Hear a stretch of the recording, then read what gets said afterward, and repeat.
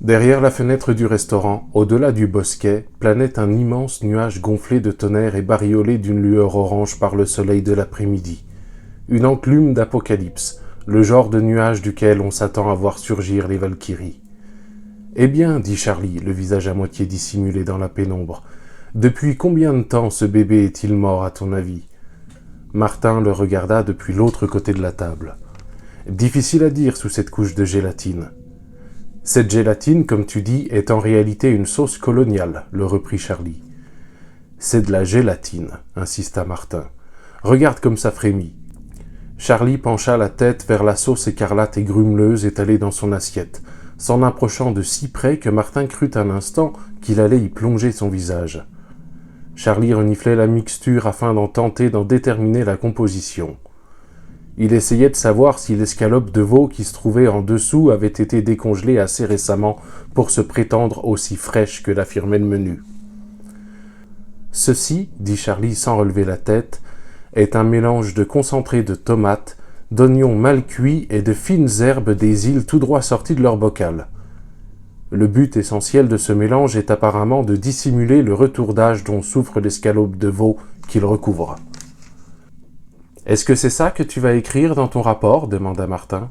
Charlie perçut une note de défi dans sa voix. Il se redressa sur son siège et regarda Martin droit dans les yeux. « Je dois faire preuve de sens pratique autant que de sens critique. Où diable un représentant en engrais affamé irait-il manger dans la vallée de Lousatonic par un après-midi humide comme celui-ci ?» Il prit sa fourchette, l'essuya soigneusement sur sa serviette et ajouta « J'écrirai sans doute que le caractère colonial de la sauce était d'une authenticité douteuse. »« Est-ce qu'on n'appelle pas ça se dégonfler ?» dit Martin. Ce fut néanmoins avec un certain amusement qu'il regarda Charlie soulever l'escalope avec sa fourchette et en scruter les deux côtés l'un après l'autre, comme s'il essayait d'en déterminer le sexe. « Il faut parfois se montrer généreux afin d'être précis, » dit Charlie. « À vrai dire, ce veau est une catastrophe et cette sauce est encore pire, mais ce serait une perte de temps de reprendre la route en espérant trouver mieux dans les environs. De plus, il m'est arrivé de manger des plats encore moins appétissants que celui-ci. Une fois, on m'a servi un steak tartare à l'hôtel impérial de Philadelphie et il y avait la moitié d'une langue de vache dedans, poil y compris. Le maître d'hôtel a essayé de me convaincre qu'il s'agissait d'une recette appelée steak tartare Napoléon. Je lui ai répondu que ça ressemblait davantage à un steak tartare Aesop. » Martin eut à sourire. Un de ces étranges sourires en coin par lequel un garçon de 15 ans montre à son père de 41 ans qu'il n'a pas perdu tout son intérêt pour les anecdotes éculées de ledit père, lui répète depuis qu'il est assez vieux pour les entendre. Il donna un coup de fourchette à sa tourte à la mode du Connecticut. « Je ne t'ai pas écœuré, au moins ?» demanda Charlie. Martin secoua la tête. « Non, mais je ne pense pas que tu leur aies ouvert l'appétit. » Il désignait la table voisine, où étaient assises deux matrones indigènes aux cheveux blancs qui regardaient Charlie derrière des verres de lunettes aussi aveugles que 4 pièces de monnaie bien polies. Charlie se détourna vers elles et leur adressa un sourire empreint d'une bienveillance ecclésiastique. Confuses, elles se penchèrent à nouveau sur leur poisson grillé. « La nourriture est correcte ici, dit-il à Martin. Les légumes viennent du jardin, le pain est frais, et quand par accident un garçon renverse une assiette par terre, il en jette généralement le contenu à la poubelle. Est-ce que je t'ai raconté l'histoire de ce homard au courbouillon qu'on avait fait tomber dans l'ascenseur de service de la Royalty Inn de Seattle ? Oui, il l'avait même ramassé avec 2 cartes de vin, et il l'avait servi à un groupe de légionnaires en congrès. Pas étonnant qu'on baptise autant de maladies du nom de légionnaires.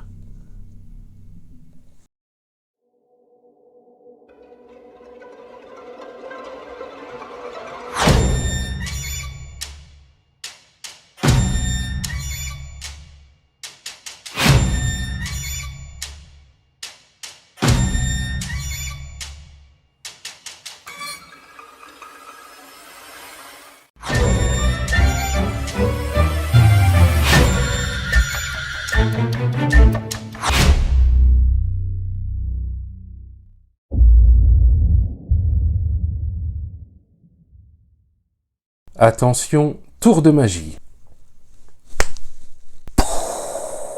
Voilà, bon bah l'introduction c'est fait, en roue libre. Bonjour, on se retrouve aujourd'hui avec 39 de fièvre. Ça va pas.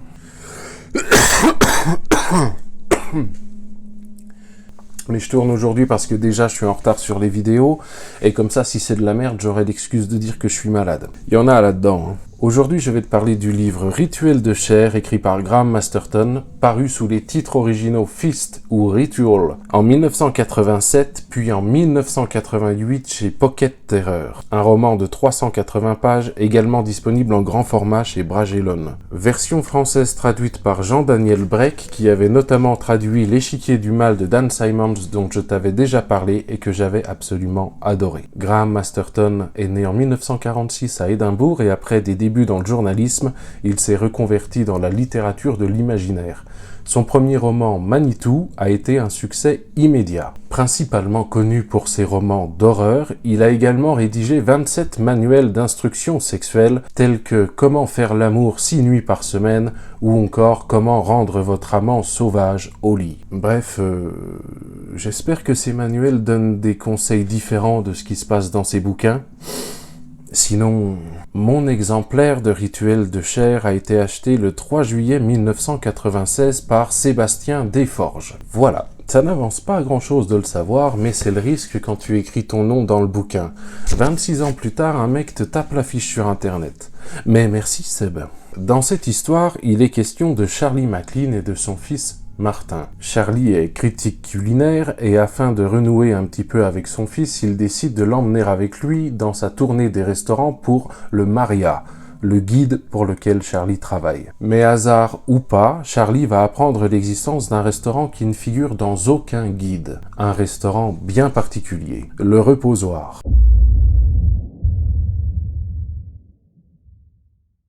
Charlie MacLean et son fils Martin de 15 ans ne sont pas très proches l'un de l'autre. Et ils sont même d'accord pour ne pas faire semblant de l'être. Des années plus tôt, Charlie a eu une liaison avec une jeune femme et lorsque ça s'est su, la famille a volé en éclats. Martin est parti vivre chez sa mère et père et fils se sont pour ainsi dire perdus de vue. Mais cette semaine, Martin la passe avec son père et celui-ci compte bien en profiter pour tenter de renouer ce lien qui s'est distendu avec les années. Il l'emmène donc avec lui lors de sa tournée des restaurants du Connecticut, dont il entend rédiger un article pour le Maria, le guide pour lequel Charlie travaille comme critique gastronomie. Les deux sont au Chaudron de Fer, un restaurant qui se la joue gastro sans en mettre totalement les moyens dans l'assiette. Sauce insipide, viande gélatineuse, bref, ce n'est pas le coup de cœur. La serveuse s'en rend bien compte et se doutant que Charlie est en fait critique, elle lui parle d'un autre restaurant situé à Allen's Corner, le Reposoir. En français dans le texte. Mrs. Foss, directrice du Chaudron de Fer, entend la conversation et fait tout son possible pour dissuader Charlie de se rendre là-bas,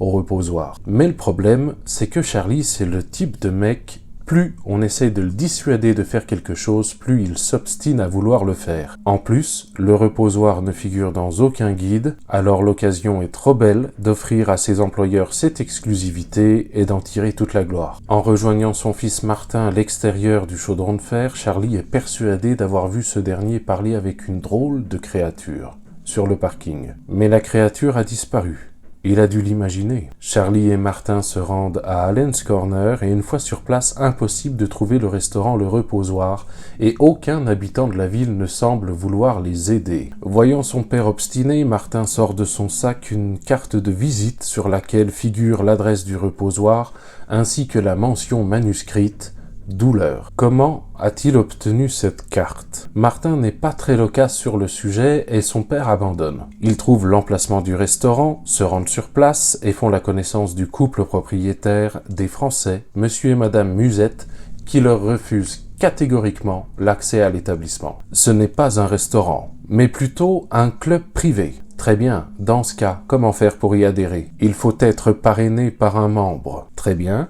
Qui est membre de votre club? La liste des membres est tenue secrète. Bien décidé à manger dans ce lieu, il est clair pour Charlie qu'il ne repartira pas sans avoir réussi. 2 jours plus tard, Charlie rejoint Martin dans la chambre d'hôtel qu'ils occupent, après avoir découché la veille pour avoir une relation sexuelle torride avec une inconnue rencontrée au bar de l'hôtel. Mais là, son fils n'est plus là. Persuadé que le Reposoir a quelque chose à voir avec la disparition de son fils, Charlie ne tarde pas à apprendre que ce restaurant cache en réalité une secte cannibale. Une secte qui a pris les notions « prenez et mangez ceci », c'est mon corps, ainsi que buvez-en tous, car c'est mon sang, bien au pied de la lettre. Martin s'est fait embrigader, retourner le cerveau, et il a rejoint cette secte, les Célestins. Charlie demande de l'aide aux autorités, mais personne ne peut l'aider. Découper consciemment des parties de son propre corps pour les manger, ce n'est pas illégal. De plus, les Célestins comptent parmi leurs membres des personnalités de premier ordre.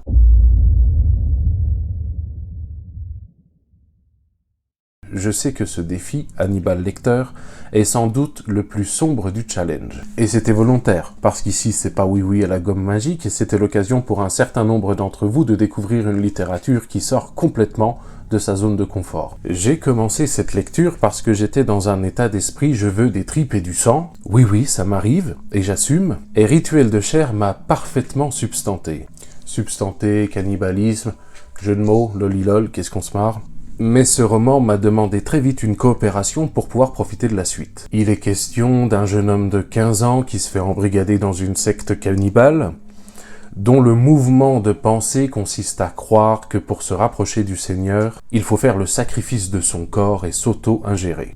Alors je sais qu'à 15 ans, on peut être très con. Mais de là à se dire « mais oui, mais c'est l'évidence » et en seulement 2 jours, en ce qui me concerne, je trouve qu'il y a un énorme fossé. « Seigneur, où es-tu? Seigneur, je ne te vois plus depuis que j'ai bouffé mes yeux. » Mais bon, je fais l'effort et j'admets parce que sinon ça s'arrête là. J'ai beaucoup aimé le lien qui unit le père et le fils parce que je l'ai trouvé très réaliste. Martin a du mal à voir en Charlie un père et pour Charlie, Martin est un total inconnu. J'ai apprécié le fait que l'un comme l'autre, ils ne se mentent pas sur l'état de leur relation. Aucun ne cherche à faire semblant. Ils espèrent l'un comme l'autre, mais ils ne forcent rien. Rien n'est idéalisé. En ce qui concerne les points intéressants à relever, on peut parler rapidement de l'idée de la persuasion dont sont capables les sectes. C'est-à-dire que sous couvert de spiritualité, certains groupuscules ne renoncent à rien pour compter parmi leurs membres une nouvelle recrue. Idée intéressante, mais trop peu exploitée et vite expédiée, car je te l'ai dit, réussir à retourner le cerveau d'une personne en seulement 2 jours, même un môme de 15 ans, ça me paraît trop fort. À la limite, j'aurais pu y croire un peu plus si Martin avait démontré une phase de questionnement spirituel, quelque chose comme ça, mais là ce n'est pas le cas. La principale critique de cette œuvre concerne ces sectes qui agissent impunément au dehors du regard de la loi. L'auteur cite par exemple la scientologie ou la franc-maçonnerie. Même si la franc-maçonnerie ça appartient plus à un fantasme populaire qu'à une réalité. Avoir une vision des dérives possibles d'un groupe d'individus qui poursuit un fanatisme quel qu'il soit, j'ai trouvé ça intéressant. On peut y retrouver des résonances dans des faits divers réels, comme la Manson Family par exemple, cette secte fondée par Charles Manson, ou encore le Temple du Peuple, fondé par Jim Jones, ayant fait 909 victimes par un suicide collectif le 18 novembre 1978, ou plus proche de la France, de la Suisse, du Québec et de l'Espagne, la secte de l'Ordre du Temple solaire, fondée par Joseph Di Mambro et Luc Jouret, qui a fait 74 victimes par suicide, immolation, bref, ça existe. Donc l'idée d'une secte qui convainc ses membres de mourir, ce n'est pas complètement déconnant. Ou l'idée d'une secte qui vit aux yeux de tous et au-dessus de la loi, ce n'est pas déconnant non plus. Par exemple la scientologie, ou la polygamie est illégale aux USA, et les mormons alors. Donc une secte qui dégénère, probable, non, mais pas impossible. De là à dire qu'il s'agit d'un roman engagé, non, c'est avant tout une fiction et surtout une œuvre de divertissement. Un divertissement où on peut y discerner 2 phases. Une première sur la découverte de cette secte, les Célestins, et des implications, et une deuxième qui s'apparente beaucoup plus à une course-poursuite très classique. J'ai aimé la plume de Graham Masterton et la traduction qu'en propose Jean-Daniel Brech, même si ce dernier ressemble à George Lucas et que je n'aime pas Star Wars. J'ai eu l'effet Page-Turner, les chapitres qui s'enchaînent, et à chaque fois, mais qu'est-ce qu'il se passe après? Vas-y, encore un chapitre, puis encore un, il est 2 heures du mat, c'est la merde, va pour un dernier quand même. J'étais véritablement comme devant un film, embarqué par l'action, impossible de décrocher. Et point important pour moi, ce livre a réussi l'exploit de m'intriguer dès le premier chapitre. J'ai mis au propre mon avis sur ce bouquin avant d'écouter celui de Dark Regal qui a parlé du même livre et qui est beaucoup plus mitigé. Je te mets sa vidéo quelque part, soit dans l'angle, soit dans la description, bref, débrouille-toi. Quant à savoir qui a raison, qui a tort, eh bien, soit les deux, soit personne, peu importe.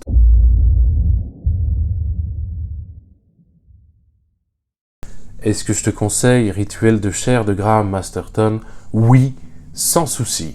En lecture de pur divertissement, ça a parfaitement fait le café pour moi. Petit avertissement néanmoins, c'est gore, c'est crade, associé à quelques scènes sexuelles, au moins interdit au moins de 16, peut-être même moins de 18. C'est gore, c'est crade, mais c'est aussi addictif, haletant, mystérieux et divertissant. Sans dire que c'est un chef-d'œuvre absolu, j'ai passé un bon moment, aussi parce que je l'ai lu dans une phase où j'étais dans le bon état d'esprit pour en profiter pleinement. Voilà, c'est tout pour cette fois. J'espère que cette vidéo t'a plu.